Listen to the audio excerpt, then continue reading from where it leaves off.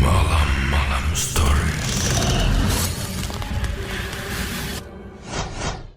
Oke, lanjut ke cerita.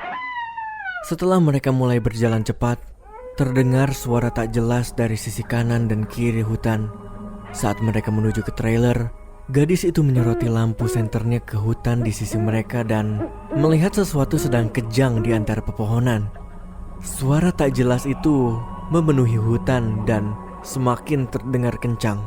Ketika mereka mulai melihat cahaya dari api unggun, tiba-tiba suatu sosok aneh muncul dari hutan dan hanya berjarak sekitar 36 meter di belakang mereka.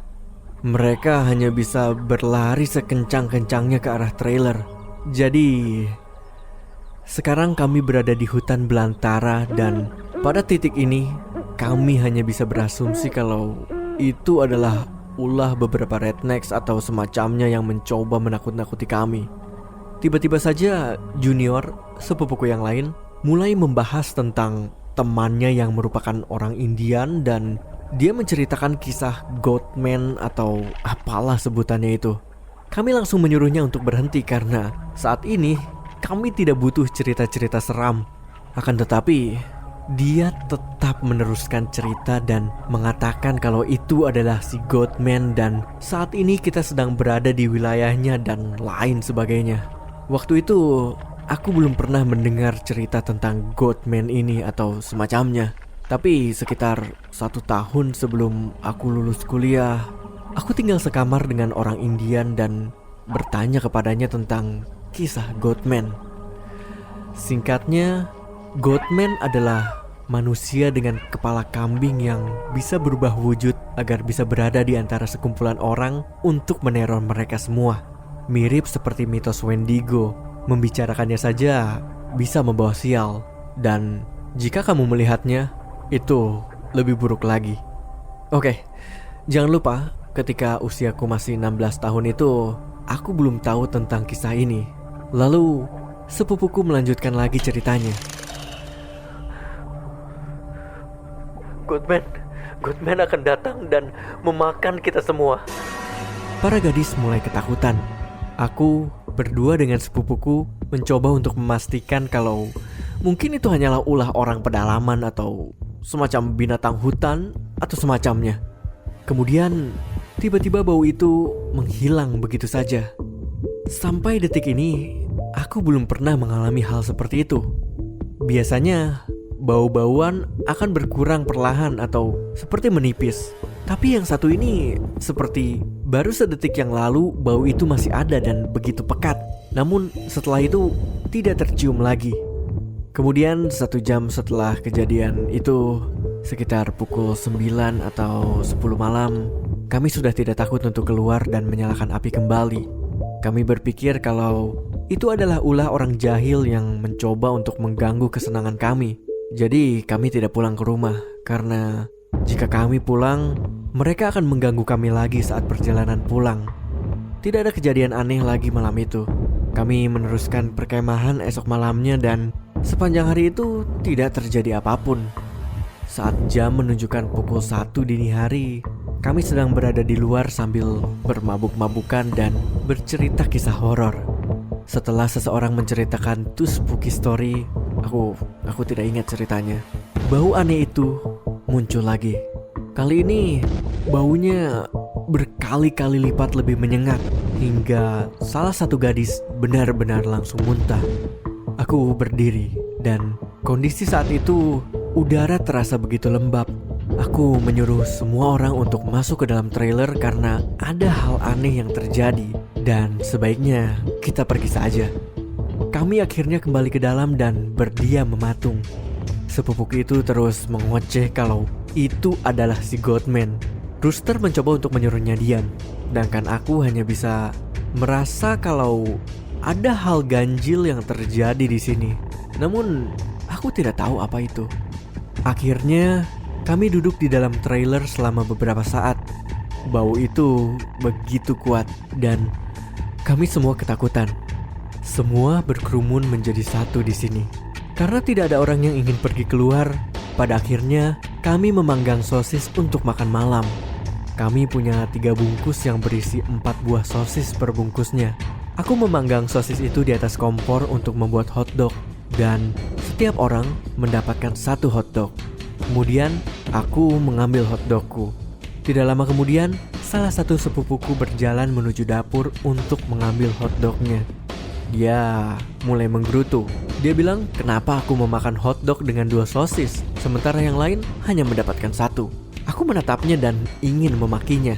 Aku mengatakan kalau setiap orang hanya mendapatkan 1 karena hanya ada 12 sosis. Kalaupun dia ingin tambah, dia harus membuka bungkusan baru dan memanggangnya sendiri. Itulah saat dimana gadis yang ikut menemani Rooster dan Ten mulai berteriak. Ya Tuhan, keluar dari sini. Dia menangis dan gemetaran. Lalu sepupuku berdiri dan mulai menyadari keanehan yang terjadi. Aku dan dia sama-sama melirik ke segala penjuru ruangan, dan aku merasa jantungku berdegup sangat kencang. Aku berlari keluar dari trailer dan gadis itu juga ikut pergi bersama kami. Pintu trailer terbanting ke sisi trailer karena semua orang berebut untuk keluar secepat mungkin. Salah satu teman sepupuku bertanya tentang apa yang sedang terjadi, sementara aku mulai menghitung jumlah kami. Sekarang hanya ada 11 orang. Hah? Gak mungkin lah. Sepupuku bersikeras. Awalnya ada 12 orang di dalam trailer. Namun karena tidak semuanya saling mengenal, tidak ada satupun yang menyadari kejanggalan bahwa ada satu penyusup di antara kami sejak awal. Lalu, jika aku ingat kembali, tadi aku memang sempat merasa kalau ada sesuatu yang janggal. Kamu tahu ketika kamu bermain seharian penuh dan menikmati waktu bersenang-senang sampai-sampai tidak memperhatikan hal-hal kecil? Ya, itu yang terjadi. Aku memang yakin kalau memang ada tamu yang tak diundang di dalam trailer bersama kami. Dan siapapun itu, dia sudah ada di sana setidaknya selama seharian penuh, makan bersama kami. Yang membuat hal ini menjadi lebih buruk adalah aku bisa tahu yang mana si penyusup itu. Aku rasa tidak ada satupun dari kami yang benar-benar berinteraksi dengan orang itu, si Godman itu. Gadis itu tetap berdoa dan kami semua duduk di luar. Akhirnya kami mengambil kayu yang besar dan kembali ke dalam trailer. Akan tetapi tidak ada siapapun di sana. Kami menghitung lagi dan jumlahnya ada 11 orang. Kami pun masuk ke dalam trailer dan mengunci pintunya. Kami menjelaskan kejanggalan yang terjadi dan ada seorang gadis yang mengatakan kalau dia juga menyadarinya. Tapi saat dia ingin mengatakan sesuatu, orang yang duduk di sampingnya mencengkeram kakinya dengan keras dan membungkuk ke arahnya. Kemudian dia mengatakan sesuatu yang tidak bisa dipahaminya. Ya, bisa dibilang kalau saat itu kami semua sangat ketakutan dan kami saling merapat. Kemudian aku pun tertidur.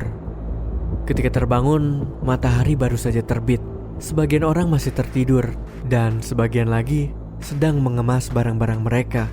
Kami semua ingin pulang, tapi ada 4 orang yang ingin menunggu hingga siang dan beberapa lainnya berpikir untuk kembali meneruskan perkemahannya karena menganggap kalau kami hanya sedang menjahili mereka. Aku hanya ingin keluar dari hutan ini. Gadis yang bercerita pernah disentuh oleh Godman itu bernama Keira.